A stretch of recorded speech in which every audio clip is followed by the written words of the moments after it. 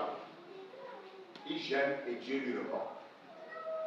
Mais quand il s'agit maintenant de quoi? Du salut.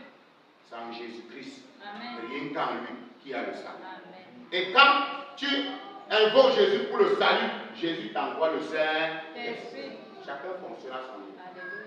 Donc maintenant tu trouves un bébé qui n'a pas encore la révélation de la mort de Christ. Il est dans son gène. Non, laisse le gène, laisse-la gêner.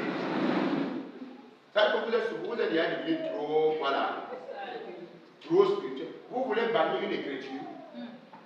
Si tu as la mission, la révélation de la mort, fais en sorte que celui qui allait gêner est déjà mort. C'est pas ça?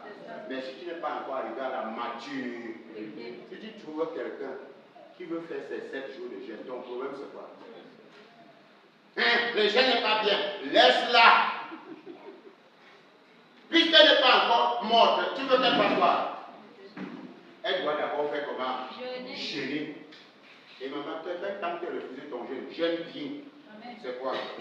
Quand il aura la révélation de la mort du vieil homme, il va encore jeûner. C'est ça. Donc, moi, il y a quelque chose que vous devez comprendre. Tout ce que la parole de Dieu écrit, il est écrit pour des circonstances. Il est écrit pour une certaine maturité. Je vous avais enseigné quelque chose le soir. La maternelle, le primaire, non? Hein? Est-ce que l'élève du primaire, c'est l'élève du collège? Est-ce que l'élève du collège, c'est l'élève de l'université? Celui qui n'a pas encore à l'université ne doit pas faire les choses de la maternelle. Donc, quelqu'un qui n'a pas encore la révélation, la mort de Christ, quand il se gêne, votre problème, c'est pas. Vous la trouvez, non? Elle a en train de faire quoi? Elle ne mange pas de 18 heures à quoi? De 6 heures à. Est-ce que c'est mauvais? C'est bon pour sa santé. Parce que ça la fait éviter quoi? La gloutonnerie, qui est une œuvre de la chair. Donc, maman, si tu peux vraiment faire ça, que tu ne manges pas de 6 heures à 18 heures avant de manger, tu fais bien. Tu fais comment? Ça régule un peu ton corps, non? Ça fait que tu ne deviens pas bouffon, ça brûle les graisses en toi. Donc, il faut faire cet exercice. C'est bien. Donc, personne ne doit venir ancrer ou dire du n'importe quoi quand tu ne comprends rien.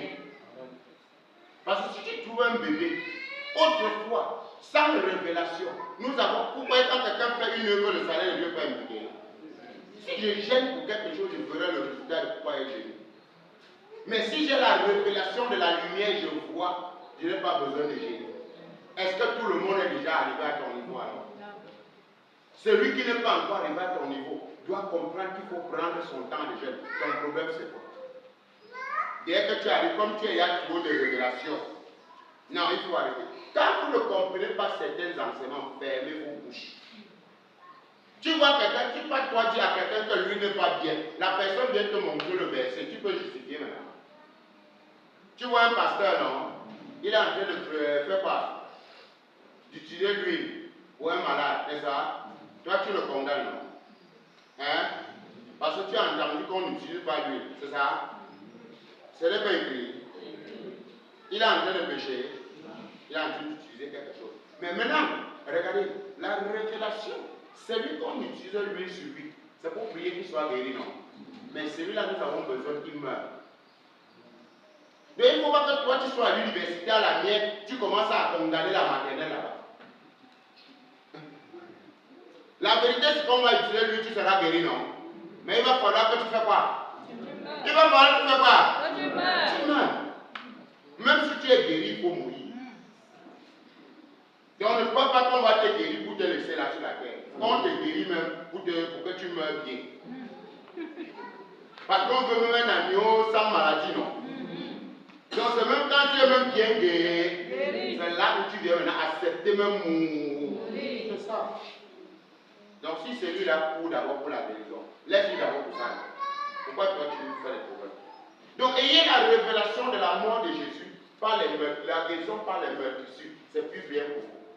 Mais ne condamnez rien et ne jugez de rien avant le temps. Que votre liberté ne devienne pas occasion de quoi? De chute pour les autres. Parce que vous avez trop de révélations, mais sans vie en vous-même. C'est-à-dire qu'on vous voit, les gens de la vie ont tellement la révélation, mais eux-mêmes, la vie. La vie même, vous n'en avez pas. Mais si je vous bavarder comme les oiseaux, puis, vous allez bavarder. Mais vous ne pesez même pas dans la vie que vous bavardez vous-même. Et vous voulez discuter les choses que vous ne comprenez pas. J'étais sur un plateau.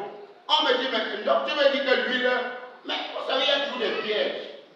Vous voulez dire que l'huile, même la Bible dit dans Jacques, dans Marc, que je dis, mais comment? Ce que la Bible dit, c'est incontestable, incontesté. Je ne discute pas la Bible. Si quelque chose est écrit, c'est écrit. Mais maintenant, la Bible a dit qu'on utilise l'huile pour les qui? Les malades. Moi, je ne prêche pas l'évangile pour les malades. Je prêche un évangile qui détruit les malades. Amen. Je prêche un évangile qui fait mourir quoi? Les malades à la fois une fois. Donc, l'huile est biblique, mais elle n'est pas vivante et efficace. C'est la parole de Dieu qui est vivante et efficace. Donc, la révélation de la parole qui libère, que Dieu m'a donnée, ça ne me donne pas de condamner les gens. Non.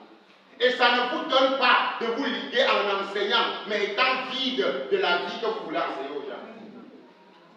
Toi-même, tu es là, tu veux y aller donner une heure de leçon. Quand tu trouves quelqu'un qui a pris ses 3 jours de jeûne, qui es-tu pour venir lui dire? Ce n'est pas écrit dans Matthieu 9, quand vous jeûnez.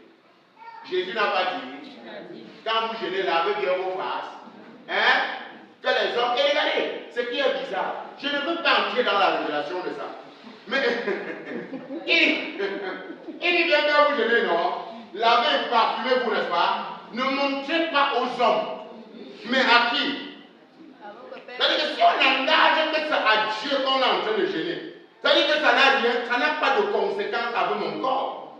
Ça sera une conséquence avec mon être quoi? Spirituel.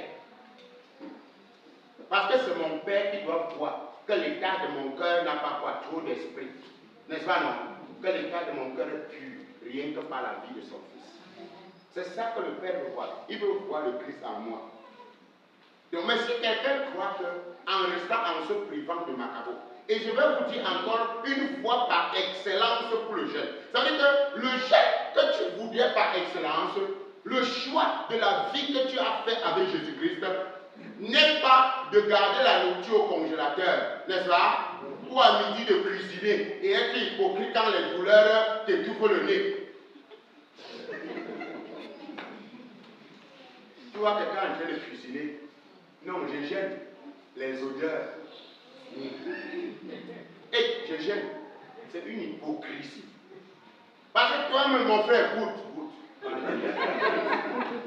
n'y a pas que les odeurs de faire tironner. C'est quoi? On dit la nourriture pour le corps pour la nourriture. C'est comment? Alors, si quand tu veux vraiment gêner, la Bible dit quoi? Le vrai jeûne, c'est quoi? C'est que l'argent, n'est-ce pas, qui devait me servir pour ma nourriture, je prends cet argent, je donne à celui qui n'a pas. Voilà, j'ai gêné. Quelqu'un comprend? Donc, l'argent qui devait me faire mon bon marché là, après mon jeûne, non. Je préfère manger la banane, je prends même cet argent, je ne vais pas donner à ceux qui n'en ont pas. Là, j'ai bien gêné. Donc, quand tu veux faire un bon jeûne, non, commence à mettre une partie d'argent à côté qui allait te servir, n'est-ce pas? Qui allait satisfaire ta chair. C'est-à-dire que l'argent, s'il devait me servir pour m'acheter une paire de chaussures ou un habit, pour m'acheter ceci, non. Prive-toi de cet argent qui allait te satisfaire ta chair. Va donner à quelqu'un. Tu as bien gêné. Voilà le jeûne auquel Dieu prend plaisir. Revêtis celui qui est nu. Voilà le jeûne de Dieu. Donc le jeûne là, bien aimé, il n'est pas question de l'heure. Pourquoi je réponds? Parce qu'une sœur m'a posé la question et un frère. Parce que lui, il est encore dans son jeûne. Mais je ne l'ai pas condamné parce qu'il était là. Mais je lui ai bien promis que je lui donnerai quelques éléments de réponse. Afin que tu comprennes que comment quelqu'un me dit qu'elle est en train de jeûner. Donc toute la journée, elle n'insulte personne. Donc elle garde les insultes. Donc, il faut honorer Dieu. Pendant le temps qu'elle est en train de jeûner là, attends-moi. Je vais finir mon jeûne. Moi, il faut que je respecte Dieu pour mon vœu que j'ai fait.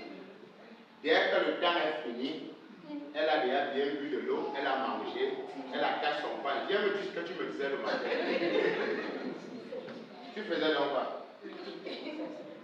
Non, tu faisais quoi là? Tu vois qu'hypocritement, tu étais en train de satisfaire ta propre volonté, ta propre chair. Dieu n'a rien à y voir dans ce que tu racontes. Parce que Dieu en toi, c'est le Christ. Et le Christ ne peut pas se comporter de cette façon. Jésus en toi ne peut pas se comporter. Soit il est, soit il n'est pas. Alors nous voyons très bien que nous allons entendre. Et ce que Jésus, bien aimé, nous explique, point par point. Regardez, l'apôtre Paul a pris cette histoire dans 1 Corinthiens 2. Il a dit un choix qui m'a intéressé. Il dit au verset 2 de 1 Corinthiens 2 que quoi? Car je n'ai eu la pensée de savoir autre chose, mon choix, moi. Il avait fait quoi? Il avait fait il dit, je n'ai eu la pensée de savoir autre chose que Jésus-Christ, la personne Jésus-Christ crucifié, son œuvre. Parce que lui sait. Bon, maintenant, toi, tu as quelle pensée? Quel est le choix? Est-ce que toi, tu as Jésus-Christ? Tu connais la personne de Jésus? Alors, la personne de Jésus est le chemin, est la vie que tu as reçue. Et cette vie-là, il a fait quoi? Il a livré la partie humaine à la croix. Et il est ressuscité avec la partie divine où toi, tu es participant aujourd'hui pour connaître les choses de quoi? D'en haut et non les choses de la terre. Voilà ce que Jésus-Christ a dit. Et il dit que, bien aimé, c'est là où l'église de Jésus-Christ, qui est une église d'entité spirituelle, doit comprendre que ce sont des personnalités spirituelles qui sont assises à l'église.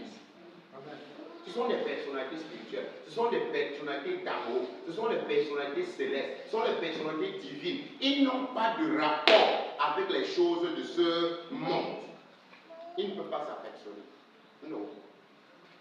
Puisque les personnalités célestes qui sont assises à l'église, ils sont opposés, non, aux choses de quoi? De l'homme livré à lui-même. On dit, or, l'homme livré à lui-même est en opposition avec quoi? Avec l'homme spirituel. Les deux sont comment? Contraires. Afin que nous ne fassions point ce que nous voulons. Donc tu ne peux pas être au même moment l'homme humain, utilisant le chemin de l'humain, et être au même moment homme spirituel, utilisant le chemin spirituel. Qui peut servir 2 maîtres à la fois? On dit non. Nul ne peut servir 2 maîtres à la fois. C'est pourquoi dans Matthieu 6, 23, dit, si la lumière qui est en toi est ténèbre, n'est-ce pas? Combien sera quoi? Grâce à ténèbres. Si la lumière de Christ, si le chemin que tu as choisi n'est autre que mensonge, n'est autre que impurité, impulsité, jonglage, envie, malhonnêteté, duplicité. Voyez, il y a beaucoup de gens comme ça. Ça, c'est un mauvais chemin. Et ils sont assis à l'église. Amen. Dès qu'on parle Amen, son Amen là, bien aimé, n'est qu'animer la galerie. Et oui. Pourquoi? Parce que quand tu regardes l'œuvre du Saint-Esprit dans le cœur de cette personne-là, tu t'en rends compte que le Saint-Esprit n'est pas là. Le Saint-Esprit n'est pas là dans leur cœur pour œuvrer. Et maintenant, regardez. L'apôtre Paul va dire, car ce sont les choses que quoi? L'œil. Et c'est là, bien aimé, quand tu médites ça, tu rejoins à ce que Jésus a dit dans Jean 14. Vous comprenez que l'église, donc, c'est une entité spirituelle. Ce sont des personnalités célestes.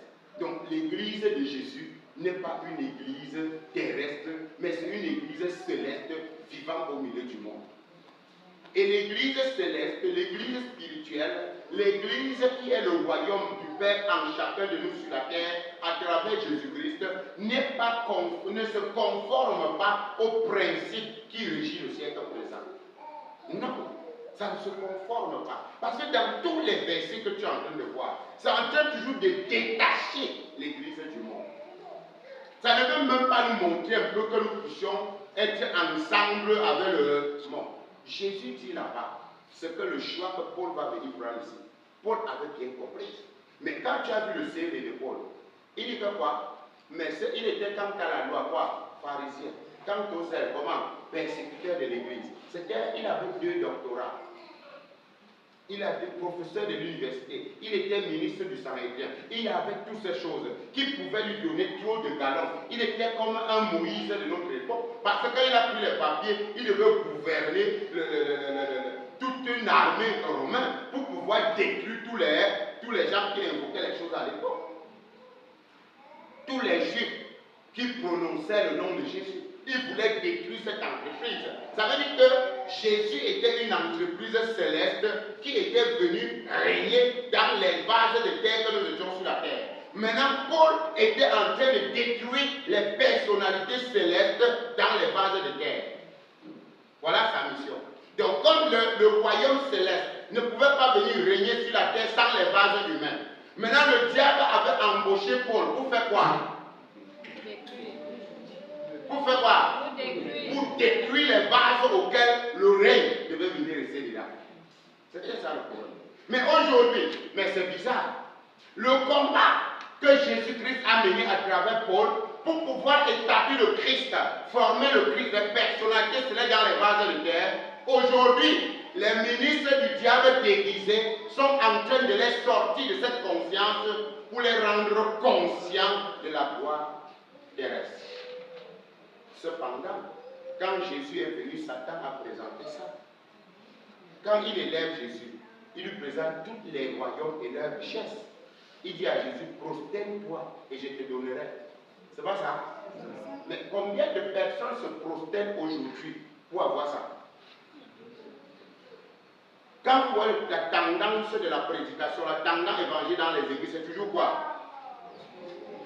Dieu va, tu auras, tu vas épouser le premier ministre français, c'est un blanc. Oh, je te vois en Italie, je te vois en France, mais tout ça. Mais personne ne te dit je te vois en Christ. Mais c'est ce qui est marrant. Pourquoi les yeux ne te voient pas en Christ auprès du Père? On est toujours en train de te voir dans les jours que les yeux voient. Cependant, ce n'est pas ça qui est de nos prédicateurs de l'évangile. Paul va nous dire quelque chose. Dans son choix du véritable chemin, il va nous donner un conseil. Soyez mes imitateurs, comme je le suis moi de quoi? Et maintenant, frère, quand tu as Christ en toi, le monde ne peut plus te voir. Parce que le Christ, c'est le règne du Père sur la terre. Et le règne du Père sur la terre n'est pas appréciable aux yeux humains. Parce que le règne du Père sur la terre, donc quand tu regardes un prédicateur de Christ, quand tu regardes une servante qui porte la vie de Christ en elle, elle n'est pas quelqu'un extravagant. Ce n'est pas une personne qui s'accroche ou s'attache à quelque chose. Et c'est là où le monde va dire que sa tête ne tient pas. Parce que tout ce que le monde va qualifier, le monde va te dire que ta tête ne tient pas. Parce que tu ne comprends rien de la vie. Tu ne comprends rien de quoi? Cependant, tu es la vie. Mais eux disent que tu ne comprends rien de la vie. Mais pourquoi on a vu ça? On a vu ça. Et Paul qui a fait un choix, nous a donné un conseil d'accepter aussi ce choix. Le choix de la personnalité divine qui est venue s'installer en chacun de nous. Donc quand tu médites, si on te dit que ce sont les choses que l'homme ne peut voir, le monde ne peut voir ça, mais que toi tu vas voir. Mais toi tu poses quelle question? Tu comprends quoi dans ce verset maintenant? On dit que les hommes là ne peuvent pas voir ça. Maintenant nous avons vu dans Luc 28, dans Luc 24, n'est-ce pas? À partir du verset 13, nous avons vu sur le chemin de Maïs là, où les deux filles là qui marchaient avec Jésus, n'est-ce pas? Les deux marchaient bien avec Jésus. Mais ils ne le reconnaissaient pas. La Bible dit que leurs yeux étaient empêchés de le reconnaître. Pourquoi? Il faut être spirituel pour reconnaître Jésus. Mais les deux femmes là, mais il y a quelque chose qui se passait. Quand on arrive au verset suivant, quand le pain a été rompu, donc quand la parole de Dieu, tu as mangé la véritable parole. En d'autres termes, quand le Saint-Esprit a déposé la parole de Christ dans ton cœur, tes yeux s'ouvrent à la réalité du royaume. Mais la Bible dit que leurs yeux s'ouvrirent. Ils reconnurent que ce soit Jésus. Jésus a disparu. Et les femmes l'ont dit, quand il nous parlait en route, on ressentait comment le cœur chauffait. Mais le cœur chauffait, mais les yeux étaient fermés. Alors, chaque fois qu'on te prêche l'évangile, ça chauffe ton cœur. Ça fait quoi? Ça chauffe ton cœur. Et quand ça touche ton cœur, il faut te poser la question, que faire? Hein? Oui. Que faire? Parce que quand tu as le cœur touché, elles avaient le cœur touché. Mais comme elles étaient encore les yeux enfermés pour savoir que Jésus était ressuscité, elles ne pouvaient pas encore demander. Et c'est là où eux-mêmes commencent dans le commentaire en disant, nous espérions que c'est lui qui allait sauver. Il parlait à qui? À Jésus. Il dit à Jésus, vraiment, nous espérions que c'est lui qui avait sauvé Israël. Il est vrai que quelques femmes là, vraiment, elles sont venues nous faire rêver en disant qu'il est ressuscité. Regardez l'incrédulité. Jésus commença à leur dire, et vraiment, êtes-vous aussi là, vous là, sans intelligence. Il faut quoi? Une intelligence. Mais cette intelligence n'est pas humaine. L'intelligence que Jésus est venu te donner pour connaître le véritable, c'est une intelligence renouvelée par le Saint-Esprit. Ce n'est pas une intelligence humaine, c'est une intelligence spirituelle de l'homme spirituel. Ce que nous comprenons, regardez, toi tu t'assois, comment on peut comprendre? Il y a des gens qui ne comprennent pas. Quand nous sommes assis, comment tu crois que je veux voir par exemple Hubang? Comment je sais ce que Hubang pense dans son cœur? Parce que Hubang a parlé de sa bouche. Hubang a parlé de sa bouche comment? Il a parlé de sa bouche comment? Au moment où nous étions tous ensemble. Nous sommes tous ensemble où? Spirituellement parlant. Donc quand je suis en prière, maintenant quand je suis remporté en esprit, je retrouve tous ceux qui ont accepté Jésus en esprit devant moi. Ça veut dire qu'en esprit, tu es en train de me parler de ton problème. Oui, tu es en train de parler de ce qui te tient à cœur. Pourquoi? Quand tu es transporté en esprit, tu arrives dans la salle spirituelle, on trouve tous les frères assis. Spirituellement parlant, tu vas voir leur être spirituel. Tu peux voir l'autre qui sont chétifs, ceux qui sont malades, ceux qui sont le dos courbé, ceux qui sont ainsi de suite. Et c'est pas quand tu reviens dans le corps normal, tu peux maintenant prier pour la paix. C'est quoi tu vas voir, on va dire à telle personne, viens on prie pour toi. Tu vas te poser la question pourquoi? On prie pour elle parce que ça ne va pas. Parce que quand on était ensemble à la maison, on a vu qu'elle avait un problème. Et quand on vient l'amener, il faut prier pour la personne. Donc ce sont des choses que l'œil humain ne peut pas voir. Si tu n'as pas les yeux de l'esprit, les yeux de l'ordre des êtres célestes, tu ne peux pas voir ça. Tu vas voir quand tu es transporté en esprit pour rentrer dans le monde céleste, tu vas voir les gens qui ont les blessures aux pieds. Tu vas voir les autres qui ont les boutons dans leurs pieds. Tu vas voir les autres qui ont le dos coupé. Tu vas voir les autres qui ont les ceci par là, ainsi de suite. Quand tu reviens maintenant, tu comprends que spirituellement, cette personne a des problèmes. Dans son être, comment? Spirituel. Pas dans son être physique. Le monde physique fonctionne avec les réalités physiques. Mais le monde spirituel fonctionne aussi avec quoi? Les réalités spirituelles. Alors regardez frère, ici ce sont les choses que l'œil n'a point vues, l'oreille n'a point entendues. Ils ne sont point montés au cœur de l'homme. Ce sont des choses que Dieu a réservées pour ceux qui l'aiment. C'est par quoi? Par l'esprit. Ça veut dire que ce n'est que par l'esprit qu'on comprend ces choses-là. Et Dieu est comment? Esprit. Dieu est comment? Esprit. Et maintenant, pour comprendre les choses de Dieu esprit, il faut être aussi comment? Esprit. Donc la nature de Dieu c'est esprit, non? Et si tu veux comprendre les choses de la nature, il faut que tu sois aussi quoi? Esprit. Voilà. Comment toi tu peux rester humain, frère? Dis-moi. Et tu veux comprendre les choses de l'esprit. Ça se passe comment? Et tout ça, ça cause des vendeurs d'illusions. Les gens qui ne sont pas les messagers d'un message. Parce que pour transmettre un message, il faut être le messager. Ne viens pas tomber dans la si n'importe comment. C'est que tu vas tomber, bien aimé, toi, tu vas t'écraser et tu auras trop de problèmes. Parce que vous devez savoir que l'homme est humain, Dieu est esprit. Et maintenant, si l'homme est humain, Dieu est esprit, Dieu n'est pas un homme. Il ne faut pas discuter là. Dieu n'est pas un homme, il n'est pas le fils de l'homme. Donc il y a l'homme et son fils, il y a aussi Dieu et son fils. Et si maintenant tu as compris que la bonne nouvelle est venue te donner de faire le choix de croire en Dieu, de croire en son fils pour recevoir la vie du Père, qui est la vie de l'esprit, c'est donc par l'esprit que Dieu opère à travers ses enfants. Et c'est un esprit de vie, ce n'est pas un esprit de démon. Ce n'est pas un esprit de bidon. Parce qu'il y a beaucoup d'autres esprits, mais il y a un seul esprit qui est le Saint-Esprit. Et c'est de cet esprit que tous les enfants sortent et sont unis. C'est quoi Dieu dit, c'est par l'esprit. Donc tu ne peux pas venir ici à l'église.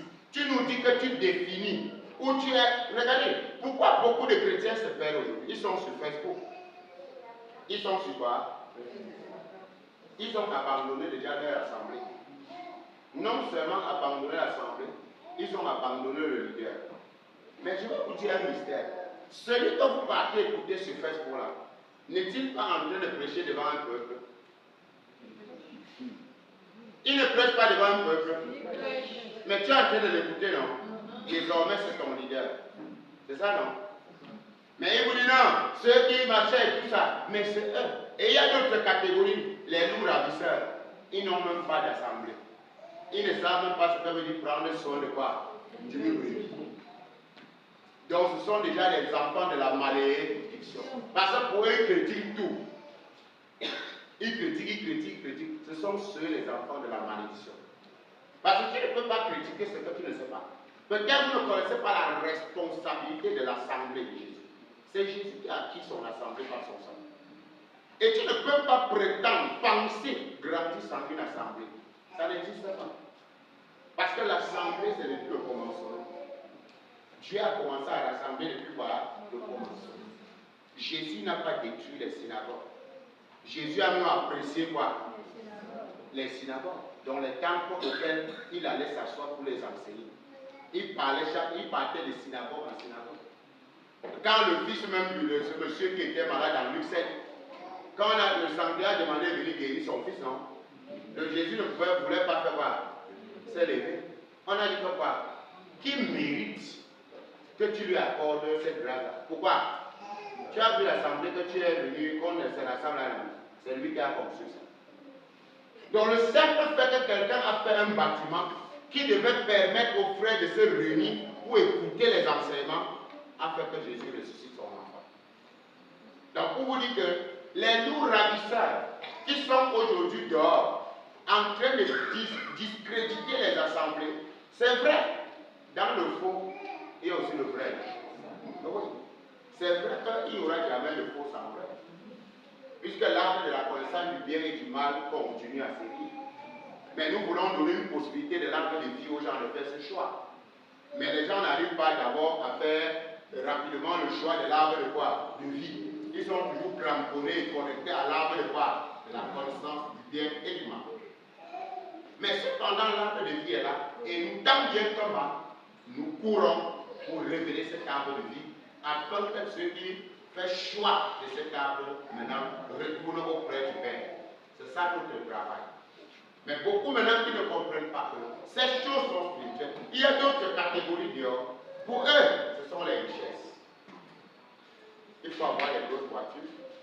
J'ai vu un homme de Dieu aujourd'hui, comme je partageais avec un de mes fils là-bas à Kinshasa. Il y a un pasteur il a acheté une voiture de 450 millions. La dernière Lamborghini qui venait de sortir. Parce que la Bible, les gens disent, le journaliste dit que ce pasteur a du goût pour le luxe. Voilà. Il a quoi? Pourquoi? Pour le luxe. Pour le luxe, frère. Il y a quelque chose que lui-même est bête. Lui-même est bête pourquoi? Parce que ce que toi, tu appelles luxe pour toi, n'est pas luxe pour moi. Toi, tu aimes la qualité de voiture là, alors que l'autre là, quelqu'un aime les dernières, les anciennes voitures.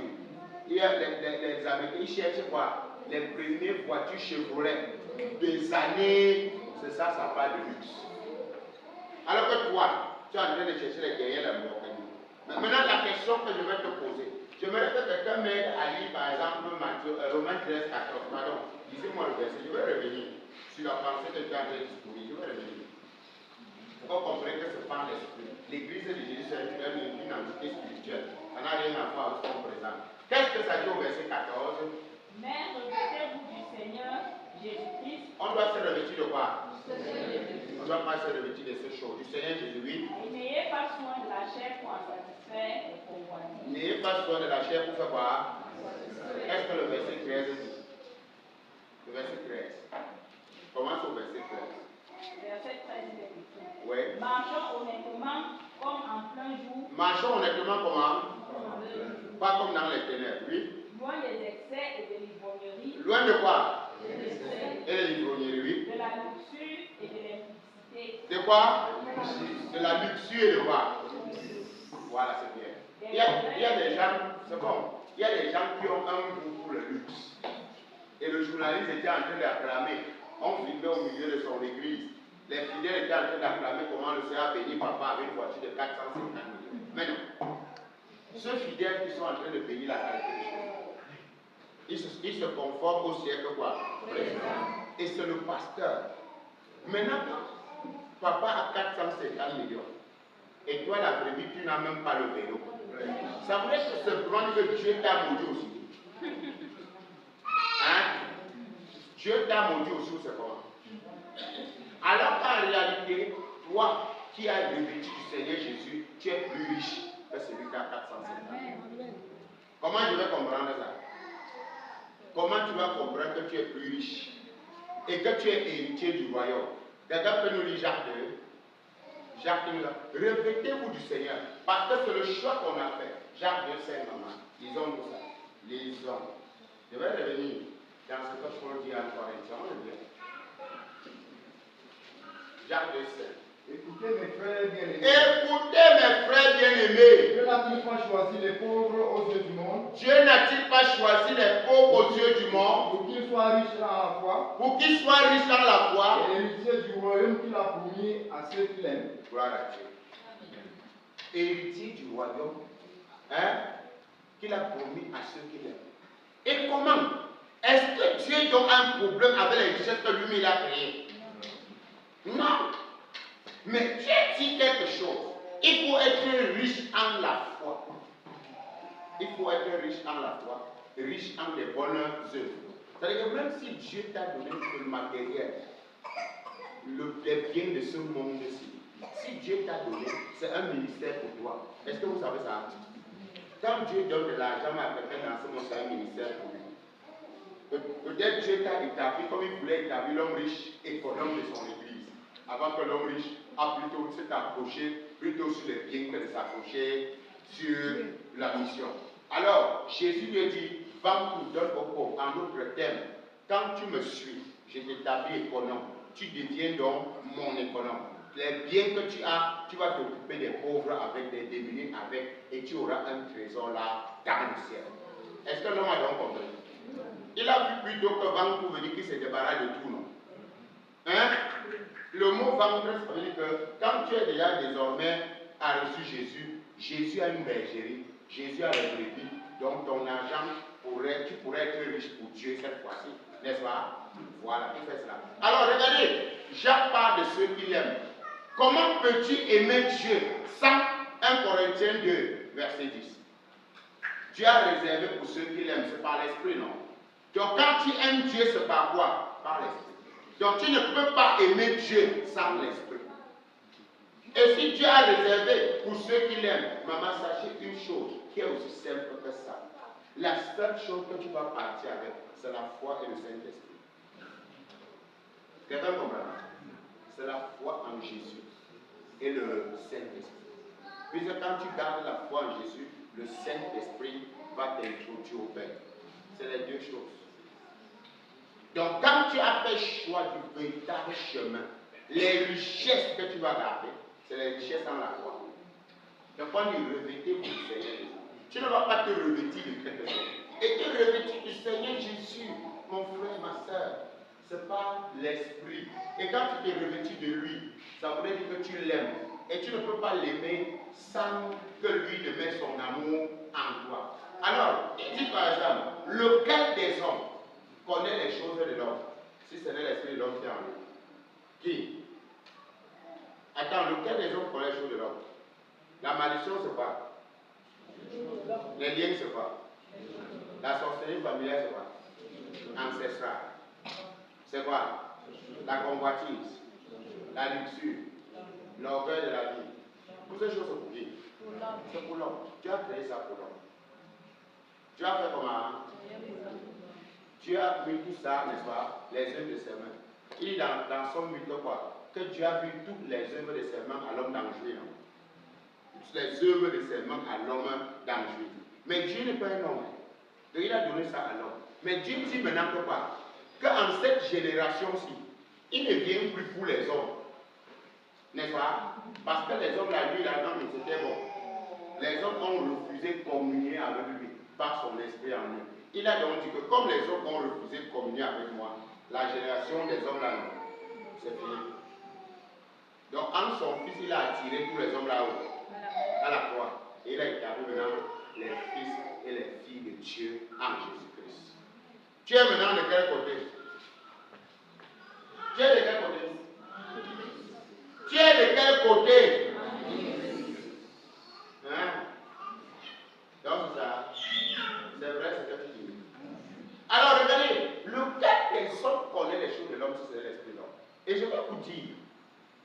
gens, les faux prophètes vous trompent. Comment est-ce qu'ils vous trompent? Vous savez, l'esprit de l'homme, c'est un esprit. Nous sommes d'accord. Et l'esprit de l'homme, qui était un esprit gouverné par le diable, peut révéler les choses de l'homme. C'est-à-dire quoi? Regardez, il y a de cela 5 ans. On dit que tu avais une boule à la porte, n'est-ce pas? Hein? Maintenant, il faut savoir que dans le disque dur du système diabolique qui règne sur la terre, tout ça est enregistré. Quelqu'un comprend? Tout ça est enregistré. Donc, 10 ans après, un prophète du diable peut venir te révéler ce qu'il y a de cela, ce qui s'est passé il y a de cela comment? 10 ans sur toi. Mais maintenant, qu'est-ce que l'évangile dit? Maintenant, qu'est-ce que la bonne nouvelle de Jésus dit? La bonne nouvelle de Jésus déclare que celui-là est comment? Que l'être humain que tu étais autrefois était mis où? À la croix et déposé à la croix. Maintenant, nous avons vu dans Luc 24, 5, 6, nous avons vu dans Jean 23, 6 que quoi? Que Jésus a enlevé les bancs qui avaient sur lui, non? Il a prié, il a déposé la croix dans la tombe et il est sorti. Donc Jésus n'est pas sorti de la tombe avec quelque chose de terrestre sur lui. Donc les bandes qu'on avait mis là, les linges qu'on avait attachés. Cependant, quand on a ressuscité Lazare, il a dit que quoi? Lazare. Et la Bible dit que le mort, il n'a pas dit le vivant, le mort. Donc quoi que Lazare est sorti, là, il était toujours quoi? Mort. Mais il a encore reçu par le souffle de quoi? Mais il était le mort. Mais maintenant Jésus va nous dire dans Luc 24, verset 5, pourquoi cherchez-vous le vivant parmi les morts? Il est donc le vivant. Et il s'est dépouillé de tout ce qui était humain. Et il est ressuscité. Il est ressuscité maintenant dans l'ordre des vies célestes. À partir de lui, maintenant, par la foi, Dieu peut reproduire les célestes. Donc toi aussi, tu fais partie maintenant du céleste parce que tu es le petit frère ou la petite sœur de Jésus. C'est vrai? Alors tu crois ça? Hein? Ah, tu dis, bon, tu crois par la foi. Non, tu crois, c'est tout. Je crois. Parce que sans la foi, on ne croit pas. Parce que si tu dis encore par la foi, ça veut dire que tu ne crois pas. Vous ne comprenez pas ça? Hein? C'est la foi qui me fait croire. Sans la foi, je ne peux pas croire. Donc quand on te dit, donc tu es la petite sœur de Jésus, parce que la foi est en toi, tu dis oui, je crois, je suis. Donc maintenant, c'est pourquoi vous utilisez souvent les expressions. Vous voyez un peu? Et pourquoi il y a un dicton, un langage. À chaque fois qu'on dit ça va, maman, par la grâce, c'est la religion. Donc on veut quand même forcément dire quelque chose. N'est-ce pas? Mais ça va très bien. Hein? Tu peux encore dire ça va bien au nom de Jésus. Hein? Mais maintenant, nous avons toujours une culpabilité dans notre tête, n'est-ce pas? Toujours en train de dire ça va par la grâce. C'est une formule. Souvent, il dit même ça va comme ça alors que rien ne va. Mais quand c'est une routine, quand même pour ambiancer la galerie, pour rester dans sa propre conscience inconsciente, que ça tout va bien. Bon, cependant, il faut accepter la vérité. Il faut accepter cette vérité. Oui.